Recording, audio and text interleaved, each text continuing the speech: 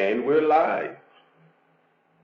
Welcome to the Browns Virtual Tailgate Party Show. And what I want to touch on today is the Browns have totally rebuilt their defensive front line.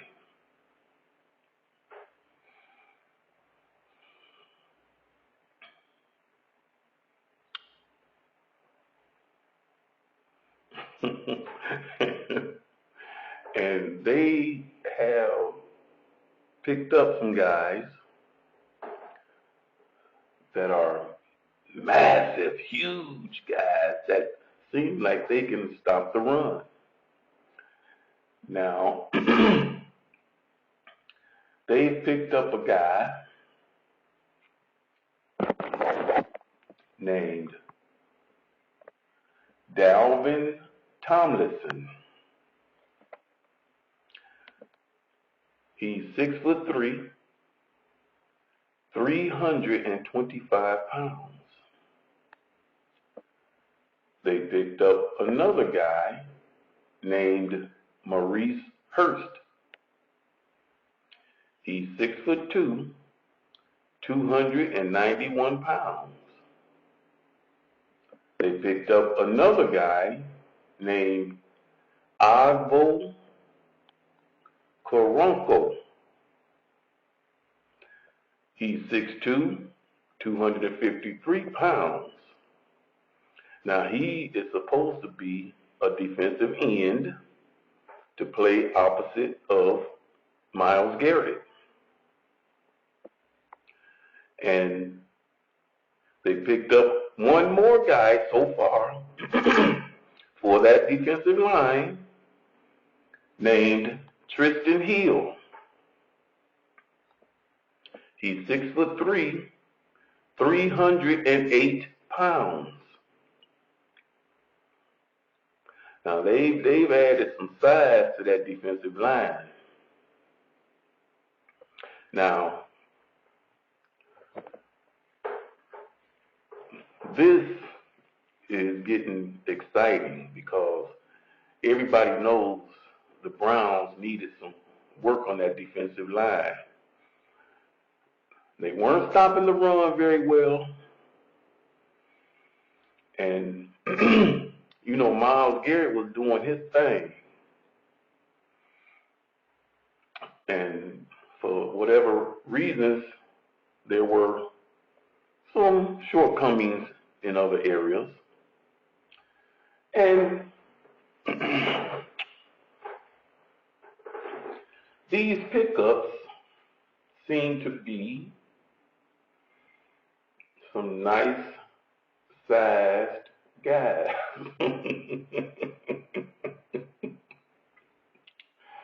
325 pounds. That's a nose tackle, man. That ain't no defensive lineman. When you play a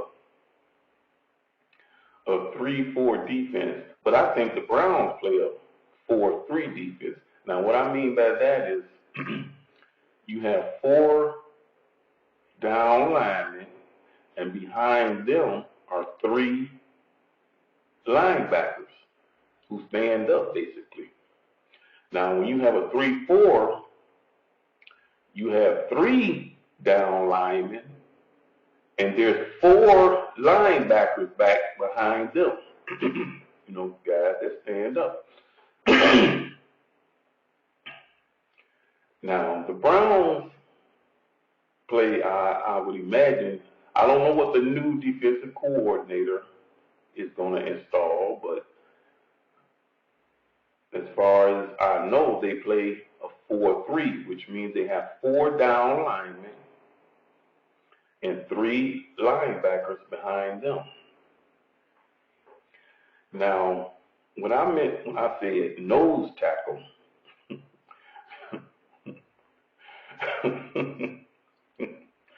I don't know if y'all remember Michael Dean Perry, but he was that size, and he played nose tackle, which means a nose tackle is somebody who takes on two guys, two of the offensive linemen, and that opens it up for the linebackers and the other guys on the defensive line. Now, this guy is 325 pounds that they picked up. He's huge, man. He's massive. And from what I've seen on video, he can move. He can get to the quarterback. But the Browns, of course, needed help stopping the run. And they have totally revamped that defensive line. All the guys that they picked up, not talking about their own free agents that they re-signed, but all the guys they picked up were defensive players. They're really concentrating on improving that defense. Now, you've got Myles Garrett. You know what he can do. You know what he's capable of. Now, they've added two big 300-pound guys, one guy that's 290. He's probably 300 because he's been in the league a while. You know, as you get older, you get bigger. You just naturally get bigger, and you get stronger. And they've added a defensive end to play it on the other side of Myles Garrett, as they've lost their defensive end. You know they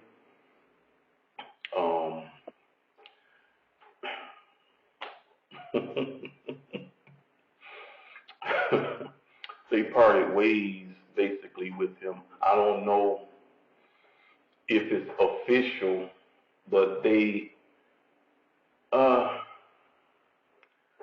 banned him from camp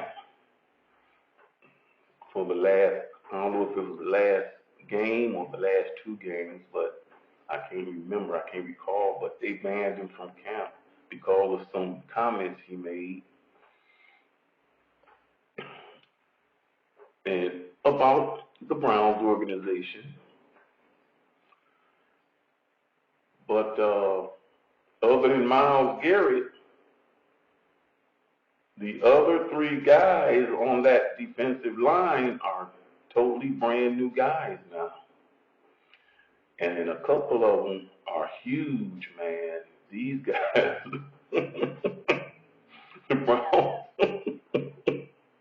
the Browns mean to stop the run this year. You know what I'm saying? Hey, come on in, man, and join this Browns virtual tailgate party show.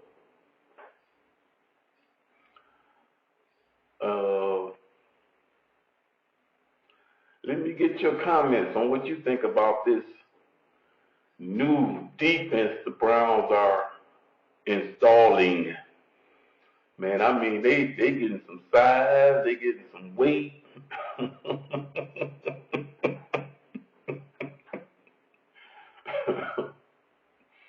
And, you know, they're re-signing the guys that they had before.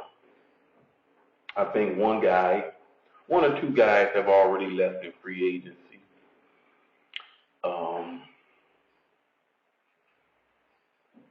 But man, they've signed, like, let me see, 1, 2, 3, 4, 5 guys, and they signed a safety who has played in the Super Bowl twice with the Kansas City Chiefs.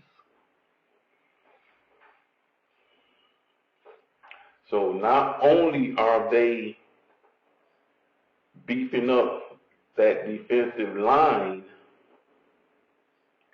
they're beefing up their defensive backs and backfield. This is sounding good, man. This is getting good. You know that? They brought in a new defensive coordinator. Now they're bringing in new defensive players. Now,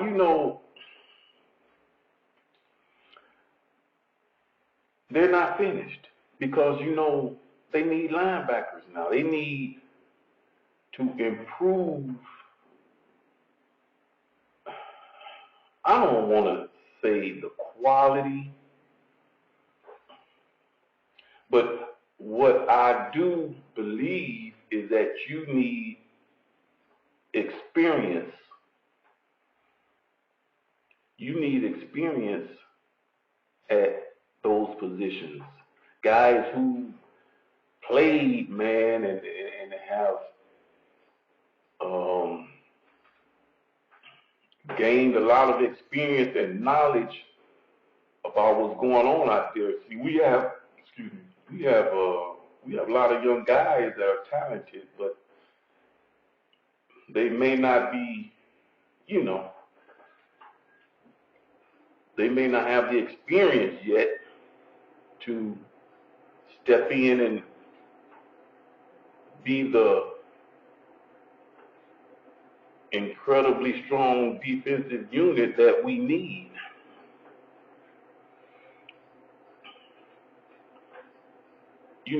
But along with good talent, you need cohesiveness. You need guys who are cohesive, who are playing together, not out there playing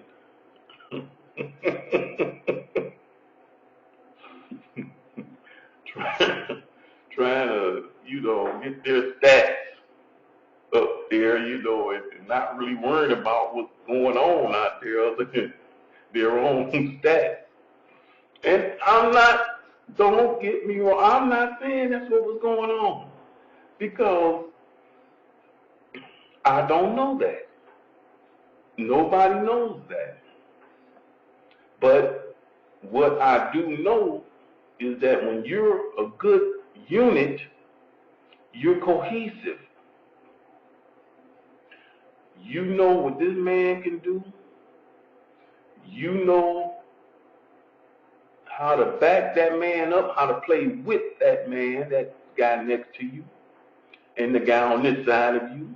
You know what they're going to do. He's going to charge in. You're going to cover his back, or he's going to charge in, and you're going to cover his side, because you know y'all can see what the play is, and you know which way it's going. So, you got to make your plans, and you got to act accordingly. Play together. A team plays together. You know what I mean? Y'all know what I mean out there?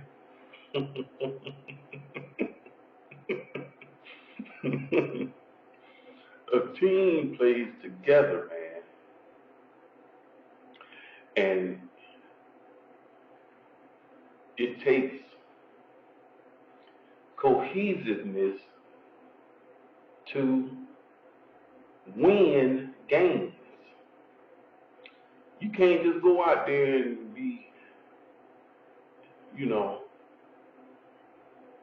trying to get your stats up, and you got to help your teammates, man. See, if they sick two guys, if they sicking two guys on this one guy all game,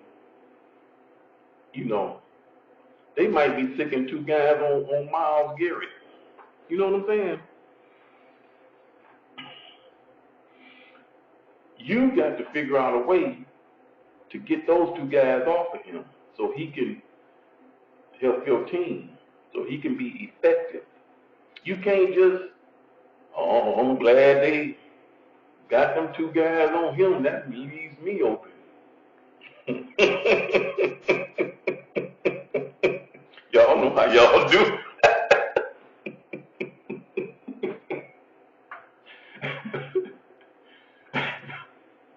Y'all know how y'all do, man.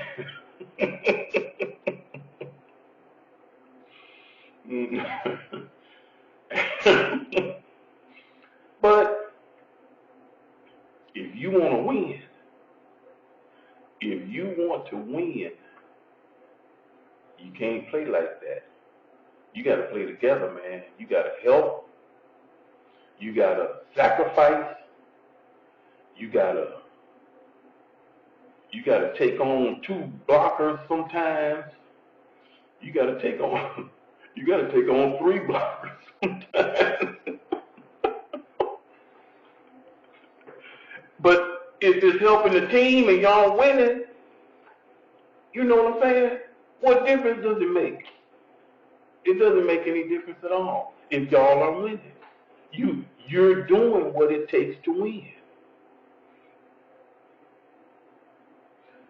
And see, look at Kansas City. They went to the Super Bowl again. How are they doing it?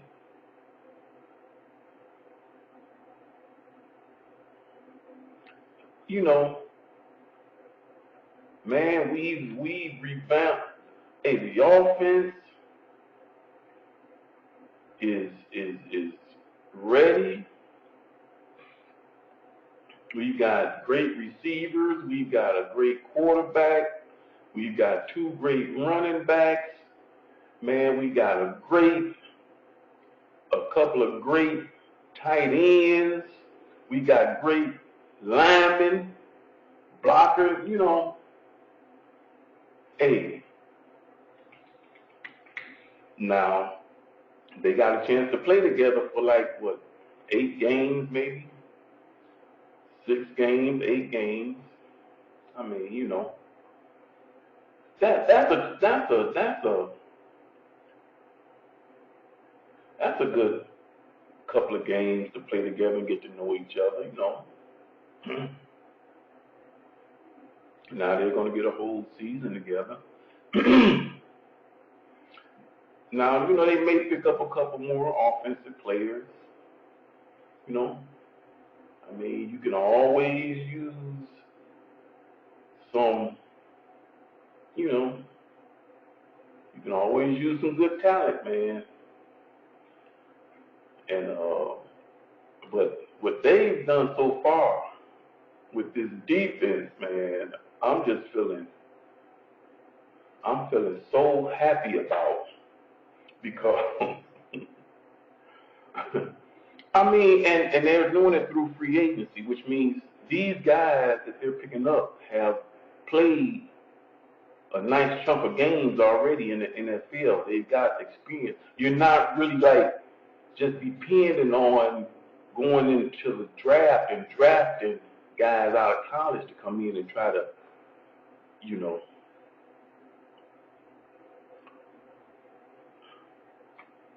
save the day. You know, no man, you need that experience, man. They've got experience. They've got size. They know what they're doing out there. You know, uh, and hopefully this new defensive coordinator can elevate them to another level to make that defense one of the top 5 in the league.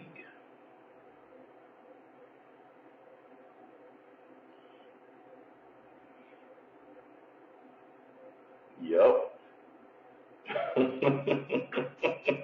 Because look, you've already got one of the top defensive ends in the league, and now you're bringing in some veteran players of great size to help him out, and you brought in a safety who's played in 2 Super Bowls, a lot of experience there. Hey, I'm really expecting this defense to really come to life, man.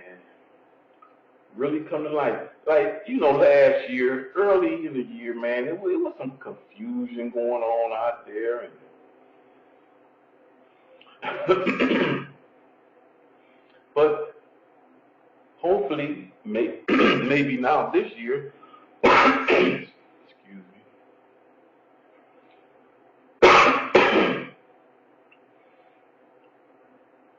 they can play as a cohesive unit. But yeah, man, that's all I wanted to say for this episode of the Browns virtual tailgate party show. Hey, man, we might be doing some more of this soon. We might be doing a Cavs tailgate party. Now, I don't know if basketball teams have tailgate parties. Don't. This is something I'm making up. You know what I'm saying? This is just something I'm doing. So if I come back on here and I'm talking about the Cavs tailgate party, you know what I'm saying? Because you know it's a lot going on with the Cavs.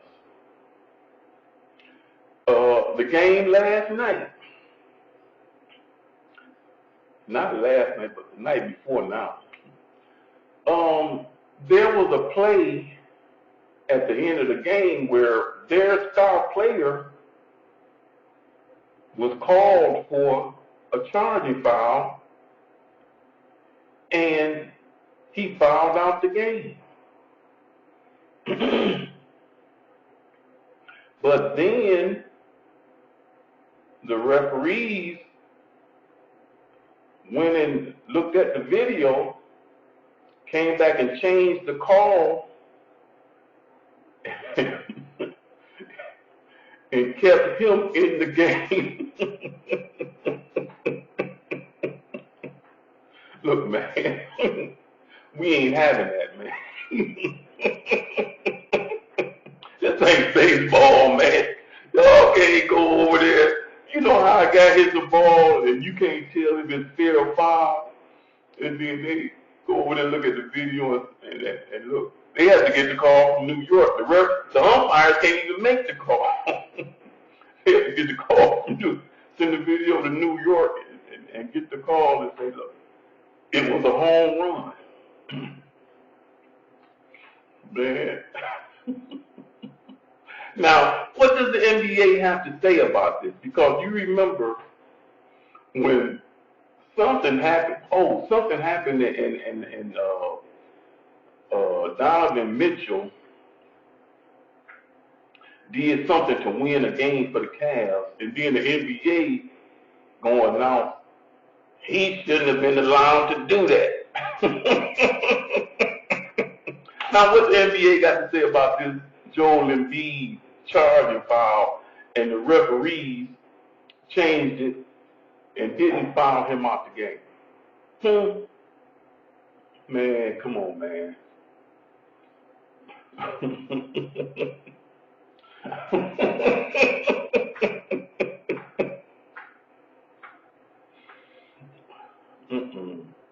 But hey, there might be some Cavs tailgating coming up.